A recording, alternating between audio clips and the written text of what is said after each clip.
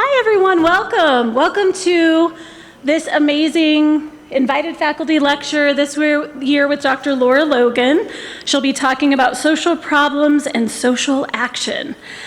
For those of you who don't know, the invited faculty lecture is probably one of the longest running traditions at Hastings College from what I understand. Someone might have to help me here, but this is by vote of faculty and students, so this is a real honor that Laura Logan has been invited to speak with us today. When Laura asked me to give her introduction, I of course said yes very quickly, and I felt quite honored to introduce my great colleague and friend. And then I jokingly said that I could simply say, "This is the amazing Dr. Logan, no introduction necessary," and then be done, because that's kind of what I want right now, honestly. I just want to sit down. But then I thought about it, and I thought, I can't imagine anyone who deserves a more fitting introduction than this dedicated and compassionate teacher and scholar. So she deserves a little more than just, let's be done, right? So thanks to the bioinformation that was shared to announce today's lecture, thanks to Mike Howey, you may know that Dr. Logan earned a BA in sociology from the University of Nebraska at Kearney and a master's and PhD in sociology, plus a graduate certificate in women's studies, did I get everything? From Kansas State University. You may not know that Dr. Logan completed these degrees in an impressive 10-year span as she navigated the demands of not only undergraduate and graduate school, but also the challenges of everyday life as a full-time employee, mother of adult children, and eventually grandchildren of 6. Wow.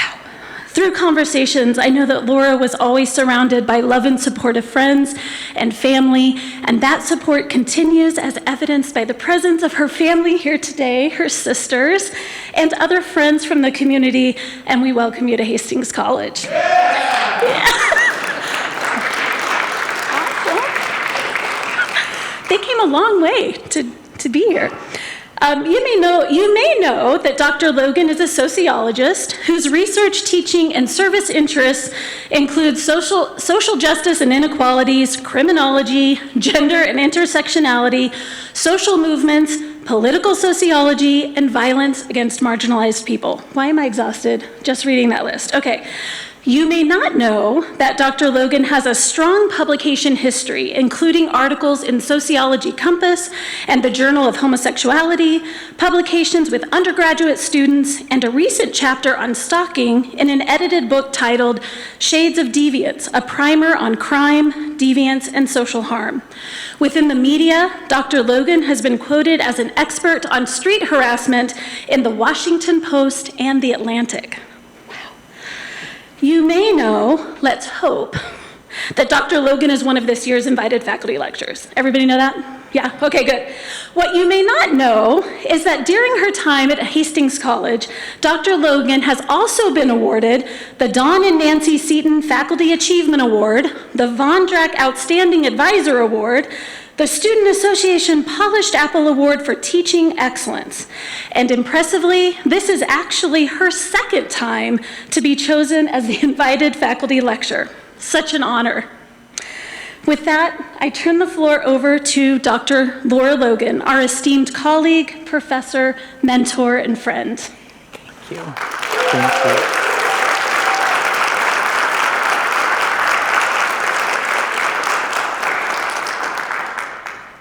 Thank you.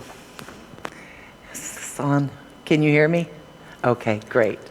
Thank you for that wonderful introduction, and thank you to everyone who's here today, despite a forecast that seems ominous. My primary objectives with this talk are to discuss how an issue becomes a social problem and to discuss how to address social problems. I'm using domestic violence as a case study, so a secondary objective is to provide some education about domestic violence. Although my focus on domestic violence is for the purposes of showing how an issue becomes a social problem, some information is sensitive, which can be triggering. As always, I urge each of you to practice good self-care. A social problem is any condition that has negative side effects negative consequences for large numbers of people, and that is generally recognized as something that needs to be addressed. Moreover, social factors and social institutions play a role in social problems. Thus, they play a role in the solutions we employ. Let's start with the question, how does something become a social problem? I subscribe to Heiner's explanation. An issue becomes a social problem when a significant number of people deem it so, or when significant people say so, or both. Let's look at the construction of a social problem by examining domestic violence.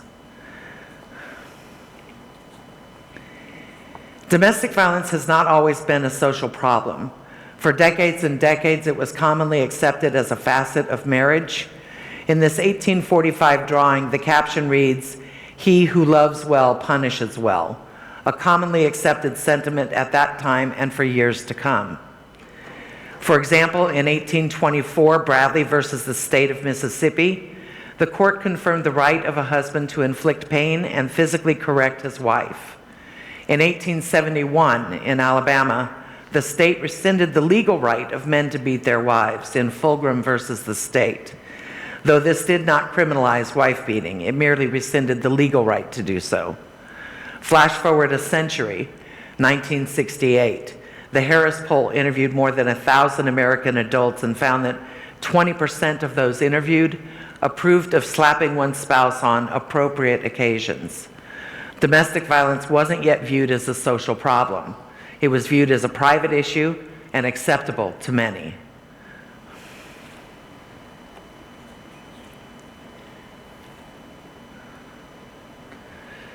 Domestic violence as an issue was entering the feminist movement in the late 1960s and early 1970s. In 1966, physical assault, identified as cruel and inhumane, became grounds for divorce in New York if the plaintiff established that a sufficient number of beatings had taken place.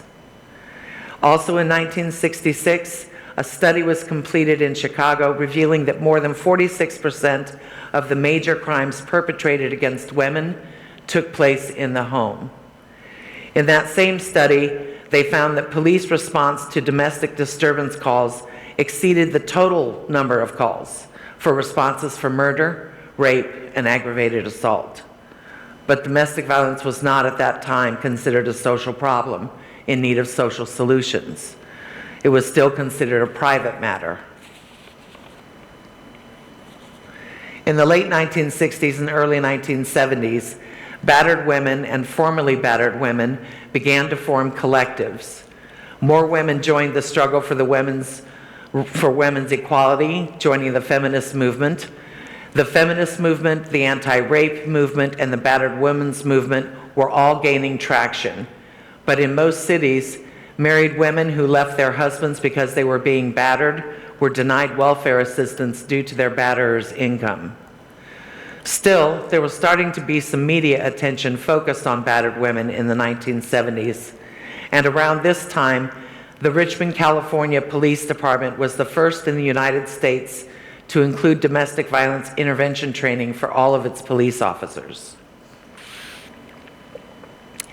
In 1970, for the first time in its 30-year history, the Journal of Marriage and Family included its first reference to violence.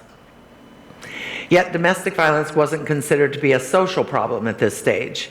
It was a private family problem that sometimes warranted police intervention.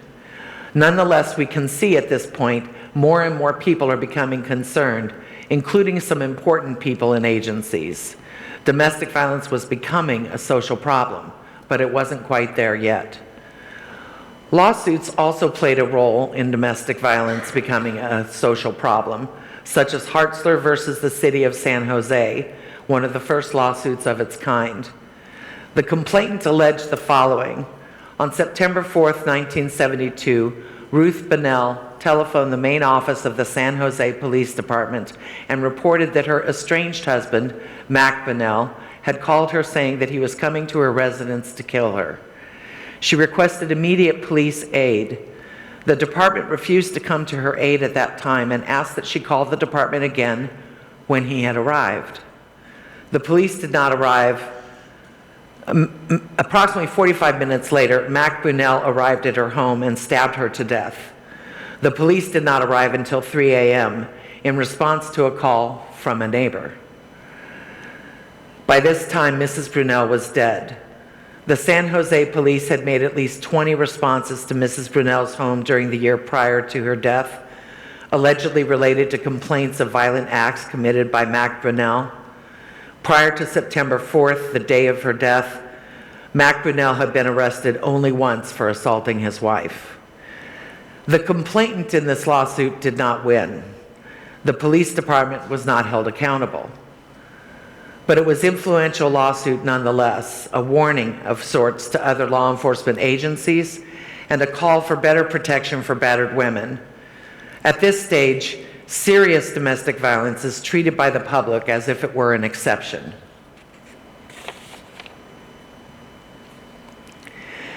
This is an ad for a bowling alley, reprinted in Ms. Magazine in 1973, in a section of the magazine devoted to showing sexist advertisements. It says, "Have some fun, beat your wife tonight." In 1973, in some circles, domestic violence was a joking matter, so much so that advertisers didn't hesitate to use the image of abusing one's wife to sell their product. This is not the only example. 1973 was also the year the first battered women's shelter opened in the United States, in St. Paul, Minnesota. We started to see social solutions to the issue of domestic violence. In 1974 in San Francisco, 25% of all murders involved legally married or cohabitating couples. Also in 1974, reported by the FBI, 29 of the 132 police officers who were killed on duty that year, which is almost 22%, were killed while responding to domestic disturbance calls.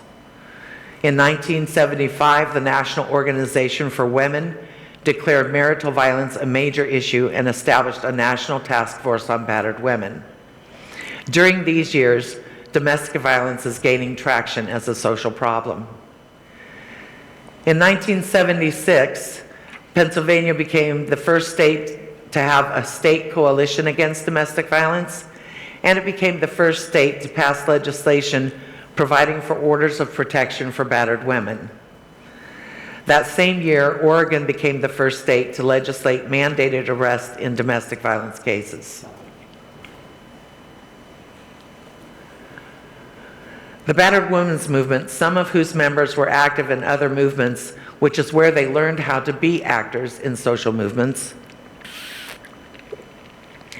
utilized familiar strategies, including marches, t-shirts, available statistics and research, lawsuits, media outlets, problem statements, newsletters, conferences, and posters. This is the cover of Ms. Magazine in August 1976. 1976 is also the year we saw Scott versus Hart, a class action lawsuit filed by battered women against the Oakland Police Department. The police department settled, agreeing to stop training officers to avoid arrest during domestic violence cases, among other things. 1976, we also saw Bruno versus Codd. Battered women filed a lawsuit against the New York City Police Department, the Department of Probation, and the clerks of the family court. The police settled the case there too. These two lawsuits inspired battered women in New Haven, Connecticut, Chicago, Illinois, and Atlanta, Georgia, to threaten their police departments with similar lawsuits, and in doing so, secured important changes in how those law enforcement agencies handle domestic violence calls. Between 76 and 78, two noteworthy books about domestic violence were written, Del Martin's Battered Wives and Lenore Walker's The Battered Woman. In addition, the National Coalition Against Domestic Violence was formed. The first annual Domestic Violence Awareness Week was held in 1981. By that year, there were nearly 500 battered women's shelters in the United States. A couple of years later, in 1983, there were more than 700 shelters in operation nationwide.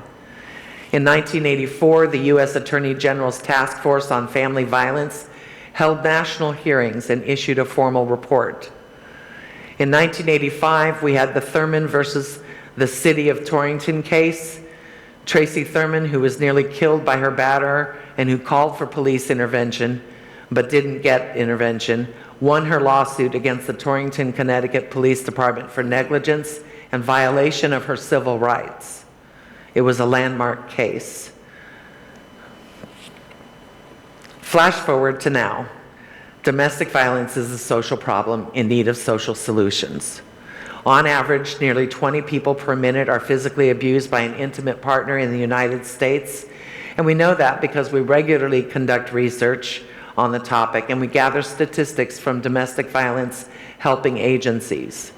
During 1 year, this equates to more than 10 million women and men, and no doubt non-binary individuals as well. We also know that domestic violence affects the labor market. Victims of domestic violence lose a total of 8 million days of paid work each year. The cost of domestic violence exceeds $8.3 billion each year, and as many as 60% of victims lose their jobs due to reasons stemming from the abuse. Without doubt, there are victims and survivors in this very audience. By now, every county in the country is served by a domestic violence helping agency that provides shelter and other supports, funded primarily by federal and state dollars as well as private donations. Domestic violence is no longer a private issue. It's no longer just a family matter. It's a social problem. It became a social problem, helped along in that process by the Battered Women's movement and the feminist movement, by lawsuits meant to correct responses to domestic violence, by research and data collection and dissemination of that research, by the voices and practices of powerful people and organizations such as the FBI, law enforcement agencies, and Nevada's Chief Justice, who in 1984 closed all of Nevada's courts to send its judges to domestic violence training. In the end, a significant number of people treated domestic violence as a social problem, and a number of significant people did as well. Domestic violence is an established social problem. Now that we understand how something becomes a social problem, what do we do about our social problems? What do we do about food insecurity, child abuse, gun violence, poverty, homelessness, and other pressing social problems? Generally, we have two approaches to social problems. If you'll indulge me in a little exercise, I'd like to tell you a parable that has been used in activist circles for a long time. Can you close your eyes and envision a river? It's not a terribly deep river, and the pace of the flow of water doesn't produce whitewater rapids, but it's still moving at a pretty strong clip. It's a beautiful day, and you're beside the river on the bank, enjoying the sunshine and the sounds and sights of nature. Suddenly, you see a baby in the river floating toward you. You frantically look around for the baby's parents, but the baby is the only thing you see. So you jump into the river to rescue the baby. By the time you get to the bank with the baby, you see two more babies floating toward you. You yell out for help, hoping other visitors to the river will hear you. Then you jump back into the river to save the babies. More babies are floating toward you, but more people are coming to the rescue. Soon, tens of people are running in and out of the river, rescuing babies. Okay, you can open your eyes. One approach to addressing social problems is to jump in the river and rescue the babies. That is, to address the consequences of a social problem. Much like sheltering domestic violence victims or offering food to those who are hungry, our work to address the consequences of social problems is critically important. It saves lives. We can't just let the babies float down the river where they might be hurt or even die. And we generally agree we don't want to stand idly by while someone is battered or some person is hungry. So often, we address the consequences of social problems, which is like saving the babies in the river. The other approach is to send a crew upstream to find out what's putting the babies in the river in the first place and to stop that from happening. That approach requires finding and addressing factors that cause a social problem than addressing those causal factors. We can all help address the consequences of a social problem. We can volunteer to help feed the hungry, support shelter for the homeless, serve on local boards and committees that are addressing consequences of social problems.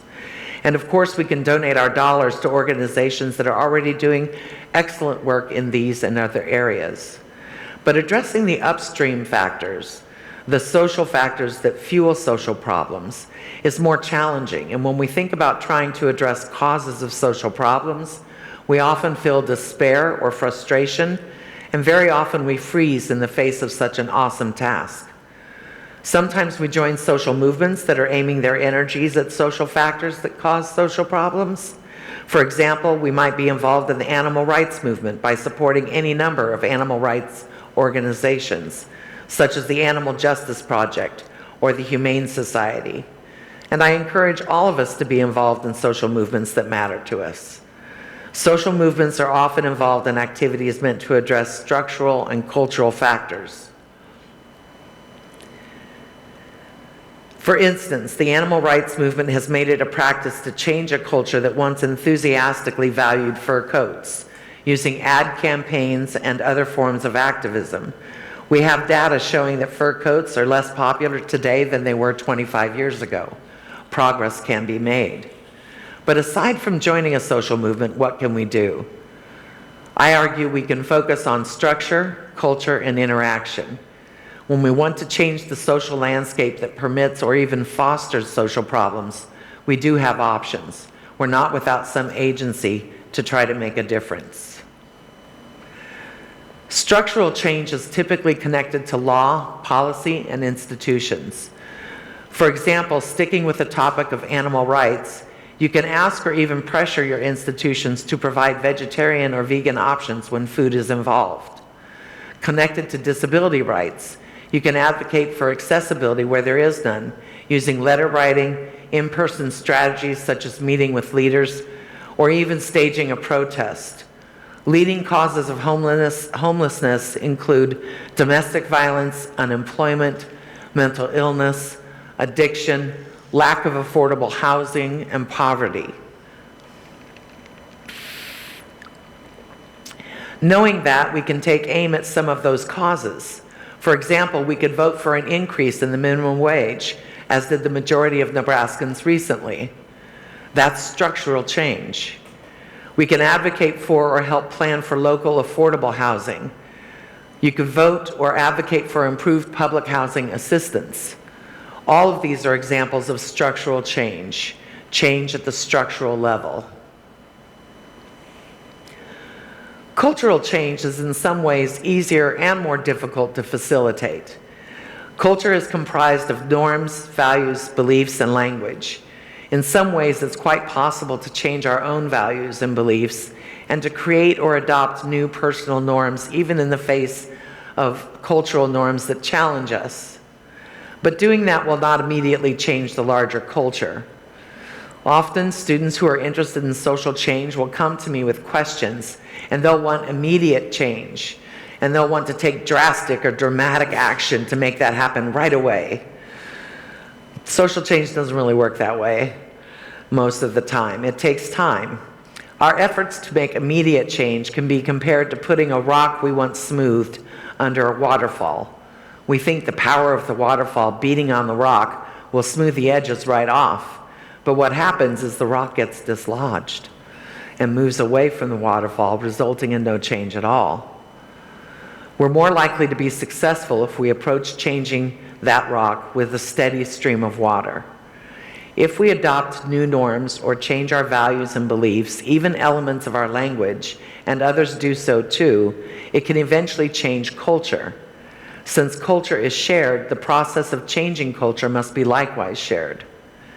An example of cultural change can be seen in the language we use when we ask folks what pronouns they prefer. Using preferred pronouns, no matter the person's assigned sex at birth, demonstrates that gender is not tied to sex category, but is instead a social identity. That's changing culture. And that change is tied not only to culture, but also to interaction. When we interact with others, we have an opportunity to make cultural or structural change. Again, this does take time. Change often begins here, though, at the level of social interaction. It moves from 1 to 2 people to tens of people to hundreds of people to society, then on to policymakers and lawmakers and powerful people. We saw this in relation to domestic violence, where at first there was just a handful of people claiming domestic violence was a problem in need of social solution. Some of those folks sheltered victims in their own homes. Then the first real shelter was developed. Then more and more people became concerned. Then there was the passing of the Violence Against Women's Act in 1994. Our interactions support or resist norms, societal rules, if you will, and our interactions support or resist existing cultural values and beliefs and language.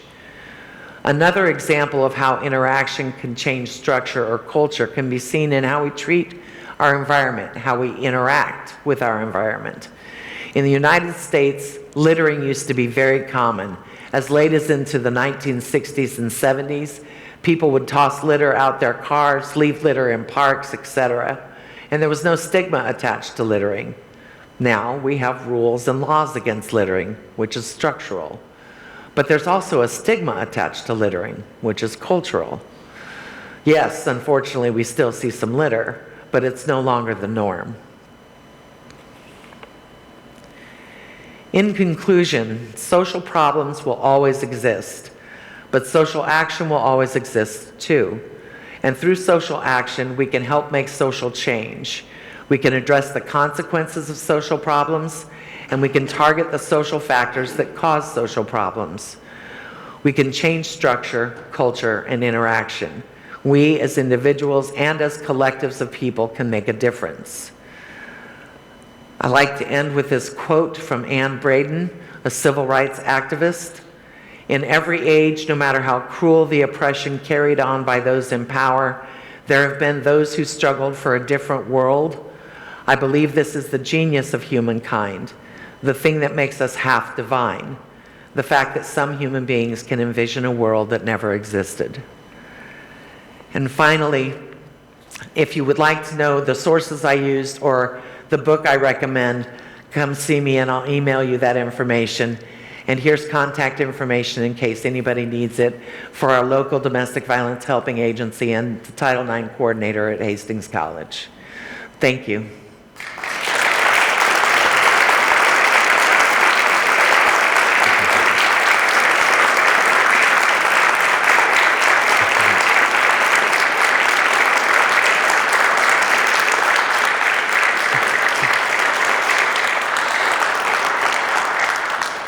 Are there any questions? Yes. Thank you for starting off with a great way of walking us through how a problem gets recognized, especially in a world where we didn't have the internet. Right. So many of my students are interested in the role of the internet in problem identification and problem solving. I was wondering if you could talk a little bit about what you think the big differences are in the world before the internet and the world of today. Well, one of the things is that the internet facilitates social movement action much more efficiently than social movement action was facilitated before the internet. So people can coordinate their actions on social media and then meet and do it, and it's much more effective than the sort of hand-to-mouth or mouth-to-mouth kind of communication that was taking place prior to that. And it uses a lot less paper and flyers and posters and things of that nature. I would say that there's a little bit of a challenge in terms of identifying a social problem using social media, in that it's kind of a polyglot of information flowing in that can be so overwhelming that I think people just dismiss a good portion of the social problems that are being aired. I think it can make it difficult to decide which social problem you want to focus on or which social problems you want to focus on. On the other hand, you can connect to social movement organizations more effectively through the internet. So that can get you hooked up right away with an organization that's doing work in the area that matters to you. So I'd say there's some pluses and minuses to the internet's involvement in identifying social problems and taking social action. But mostly it's good. Yeah. Thank you. Yes? So you mentioned the example of the waterfall on the rock.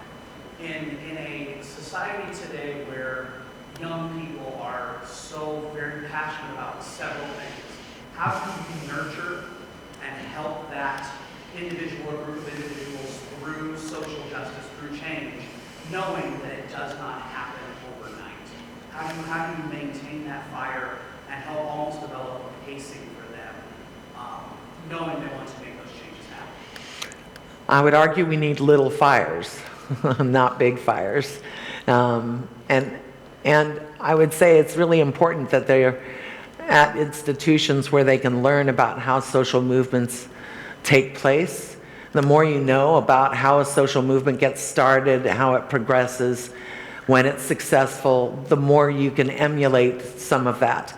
And quite frankly, there's just nothing that's substitutes for experience. So getting involved in a social movement oftentimes can slow down the student who's like ready to put the house on fire. I had a student come to me once who wanted something changed here at Hastings College, and they were like, we're going to barge into the president's office. And I was like, have you done anything before that? Like sent a letter or something? So being in a social movement slows you down because a social movement sort of knows that you can't rush it. Yeah. Thank you. Thank you.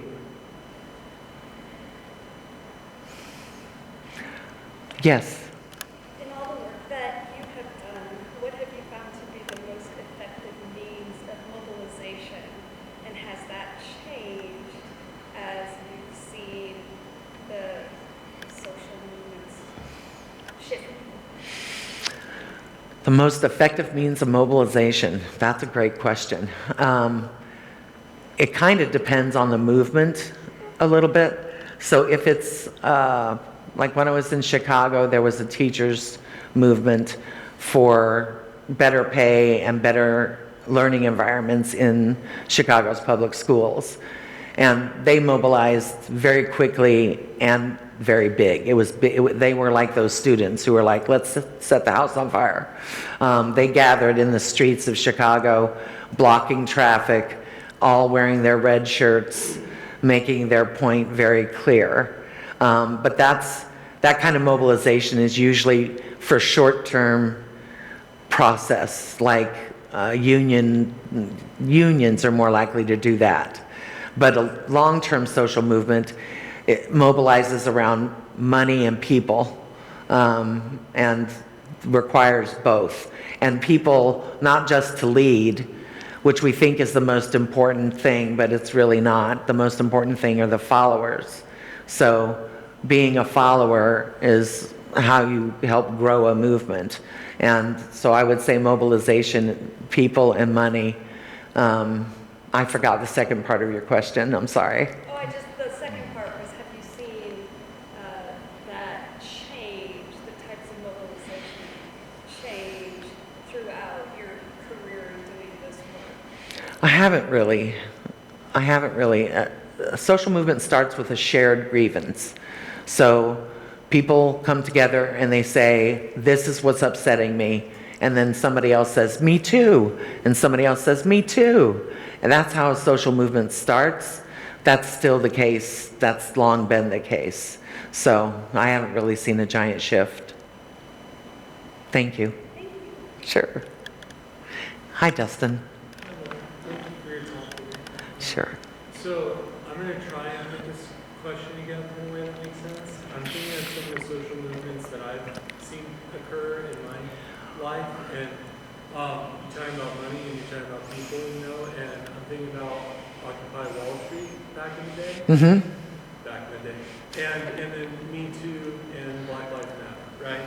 And money and people. And I'm thinking, you know, Me Too and Black Lives Matter, those are institutions. I mean, like, they changed the world, they're still here, they will be here. I mean, they're not going anywhere.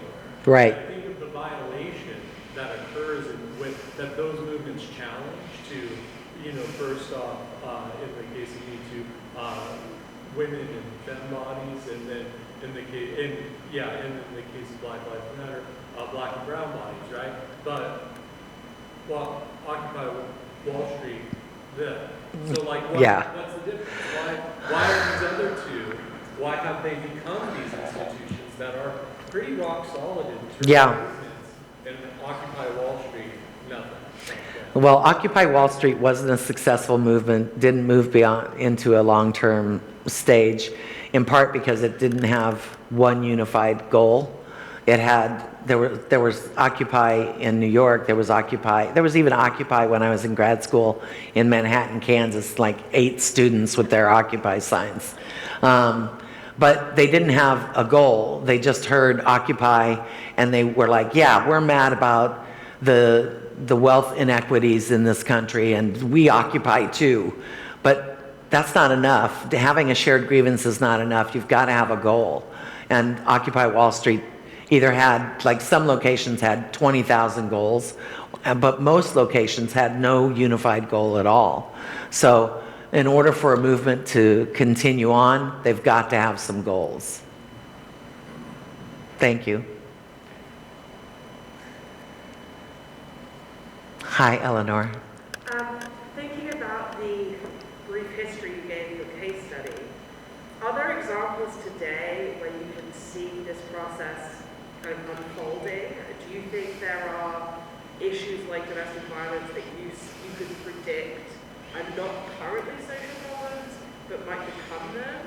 And like what role could we play if we think that this needs to reach that level and getting there? The role we play is making our grievance known and finding like individuals to form collectives, to have our voice be louder because it's multiple voices raised up together. And that's a great question. I haven't actually looked at burgeoning social problems to see which ones I think are taking off, but that would be a great research project. Thank you for the suggestion.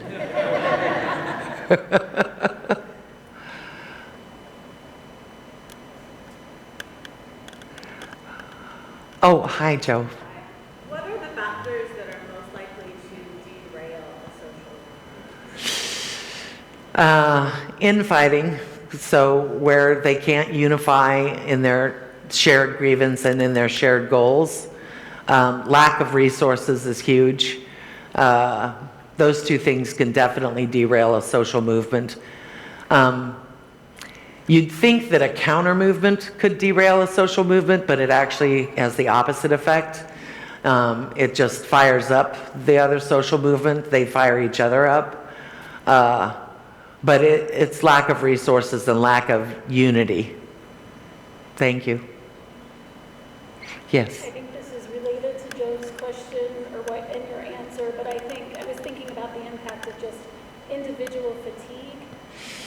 So you're talking about how important people are to movements, and I know that people get really tired and they feel like they're not making a difference, and so they just kind of give up. And so I don't know if you could speak to that. Yeah, that happens in every social movement, and that's when you should be able to count on the other movement actors to sort of carry a little bit more weight, and then when you're revitalized, you carry a little bit more weight. There's a lot of ebb and flow in social movements because when we're passionate about something, we tend to go and charge ahead, and that can be draining and also not convenient to a life that includes a lot of other things. So we usually depend on sort of an ebb and flow among social movement actors. That's why you don't want the same people doing the same thing all the time. You want to change roles and share that labor. Thank you. Any other questions?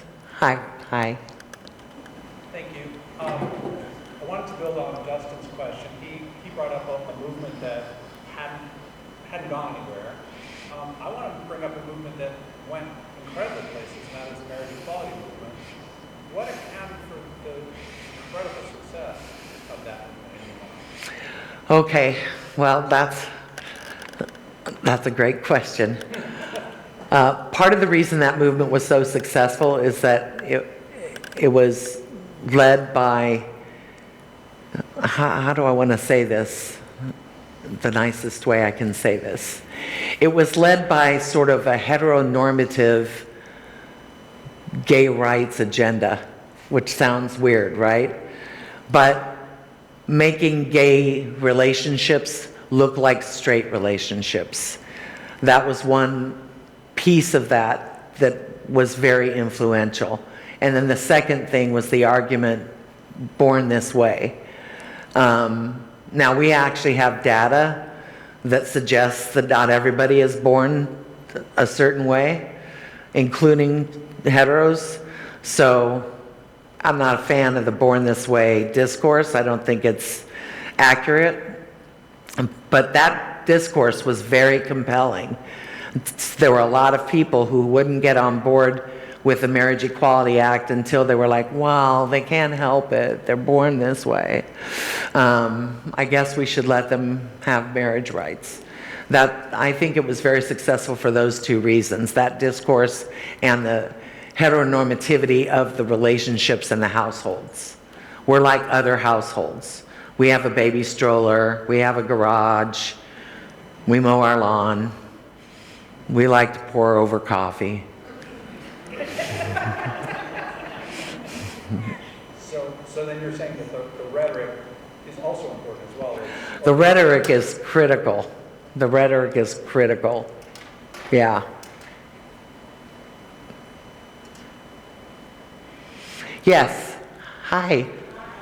I'm not going to make you a user's ear, but I'm curious because things change so much over time with domestic violence and even things have to pick up and here's how it helps. What things do you order right now that you think in 20 years will look back and think those are the little fires in the world? Ooh. For like the next few years. I really think that the social changes that we see around gender identity are going to be different in 10 years, different in 20 years. And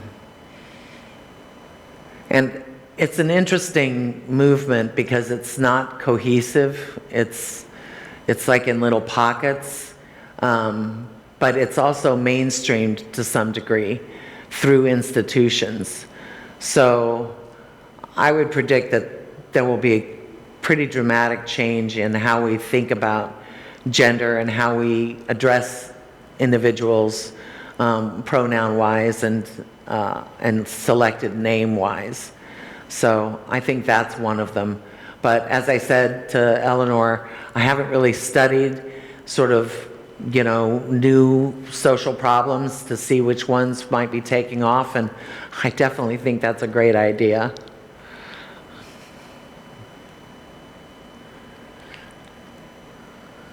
Yes.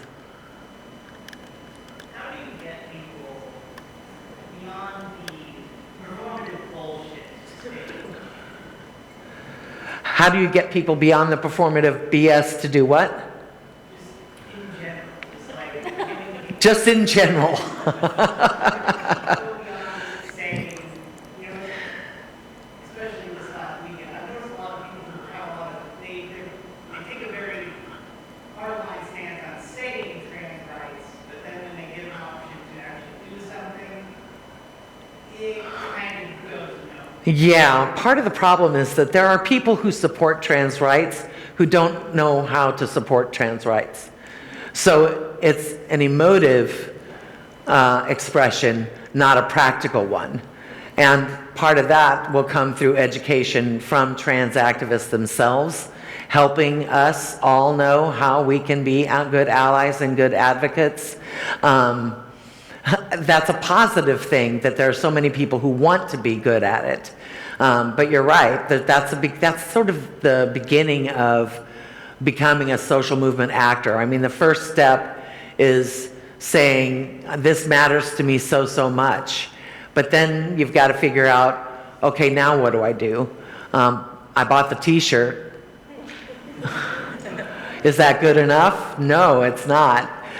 So I think they grow more knowledgeable the longer they're in the social movement itself. And up here? Are you going to write a book? Oh, I don't know. I hadn't thought of that. I think I might, but we'll see. I'll read it. Oh, thank you. Thank you. That's very nice of you. Dustin? What do you think about the suggestion that we replace the word ally with accomplice? Have you heard of that? I have heard that. I am also a scholar of criminology, and the word accomplice has a very clear connotation in that context. So I haven't adopted that yet. Maybe I'll warm up to it. Follow-up question. Sure. Social movements and the things we do to address social problems often characterized as criminal by Oh yeah, a lot of social movement action is characterized as violating a norm or violating a law. Yeah, some of the most effective social movements have done that, right? So I can see the appeal of accomplice.